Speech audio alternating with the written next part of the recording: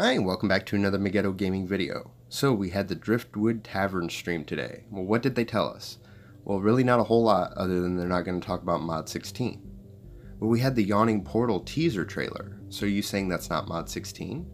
So we're going to have the Yawning Portal, Mod 16, and Tales of Old. That is a lot of content. Considering if you look at the Yawning Portal, you've got the Sunless Citadel, the Forge of Fury, the Hidden Shrine of Tomokan, the White Plume Mountain, Dead in the Thay, Against the Giants, and the Tomb of Horrors. So, and that's a mix. I mean, those could be skirmishes, those could be dungeon crawls, or they could just be a new kind of hybrid PvP kind of thing.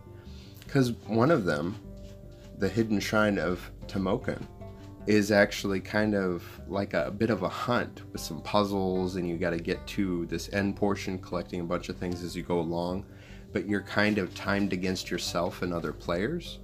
So I don't think you'll be able to attack other players, but there's definitely, you know, a player versus player aspect to it, which, I mean, that alone, I mean, we've been waiting for any type of more PvP content, even if it's just a new map. Now, they have a lot of work still to get PvP working, but let's go ahead and get back to PvE.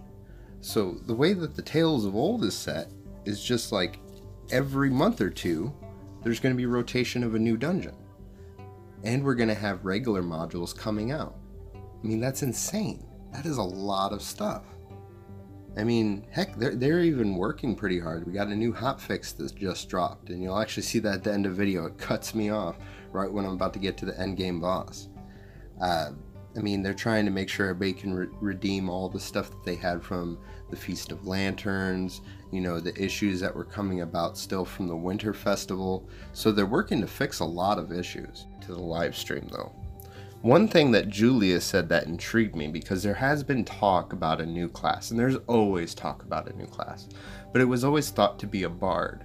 And she was talking about how in the Tales of Old, the one who gives you the quest is a bard, and she's always upset about how the developers tease her with NPCs of classes that she can never play. So is that pretty much telling us that a bard is not in the works? And also, does it mean that maybe another class or race or anything is also, you know, way out as far as, you know, ever getting one? I don't know. But I don't know if we could handle a new class, especially if the rumors are true and they're going to rework how you build your character. Now, I am going to do another video because I love the response that all of you were giving me on my last video about the possibilities of what they're doing with Mod 16. And I think a lot of you were upset that I was happy for the changes, and I think I need to go into detail as what those changes mean. Because based on what I'm able to see, and once again, this could all change, you know, some of it could be right, some of it could be wrong, but it's not meant to like dumb it down or to ruin what you've already built. Essentially, the Cliff Notes version of it would be that everything that you built your character towards could still run Cradle of the Death God just the same as it could in Mod 15 as it will in the new setup. And all the new setup is to help with power creep and to move towards new modules. And so I'll do a separate video explaining what I'm talking about there, because there's a lot of people upset, not just those who watch the video, but just in general. And with as many people are still watching that video, I want to make sure that you know what I'm saying is coming through clearly, if that makes sense. Now, they're also doing a lot of fixes, and don't get me wrong, I don't like that there's so many bugs, but they're working really hard to make sure that everybody gets rewarded from the Winter Festival. They just had a hotfix so that way people could get their rewards from the Feast of Lanterns. So they're definitely trying to fix issues that they're having, and if they were having a lot of issues, you know, with the mechanics of the game and how characters were built, I could see why they're looking at maybe changing it. But, I mean, and they're still coming out with all this content. It's like, has all of our whining paid off? You know, are they almost done with Magic the Gathering so they're able to move resources over? I mean, there's a lot of speculation you can have because, I mean, even if you noticed in the gameplay, my lag is gone. I deleted my game, re-downloaded it, and everything's smooth. And I have to say, this is my fun build on my Trickster Rogue running through Kessels, and it's running just fine. I'm not seeing really any trouble with the TR in mod 15, now that I have no lag, so I can get a better state of judgment. But there are some changes that a lot of people were concerned about by getting rid of like double refinement and things, and they talked about that in the stream. So Julia was saying how they're just condensing everything together. There seems to be a theme here about condensing things, whether it be powers and abilities or even calendared events. So the 2x refining stone, she says, is going to be bundled with the bonus RP, try and keep things of like things together. But she also said there's going to be a less frequency of those. So they're going to lower the quantity of different things that they have, but it seems like they're also going to space it out. I mean, is this going to end up like refilling all those runic bags of holding that have been kind of empty?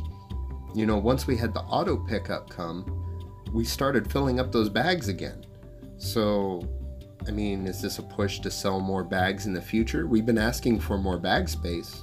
Plus, we're going to have vanity pets and Tales of Old, so we're going to need all the space we can get unless they give us a special tab just for vanity pets. But it does concern me that, those calendared events for campaigns and things like that, they're condensing them. That's nice. I mean, it'd be nice to have Storm King's Thunder and, even Cholt, where you can get the 2x campaign currency. That'd be awesome. But if you're going to do them less frequently, I don't know how I feel about that one yet. But yeah, that was pretty much in the nutshell. They didn't really, like I said, they're not going to talk about mod 16 in there.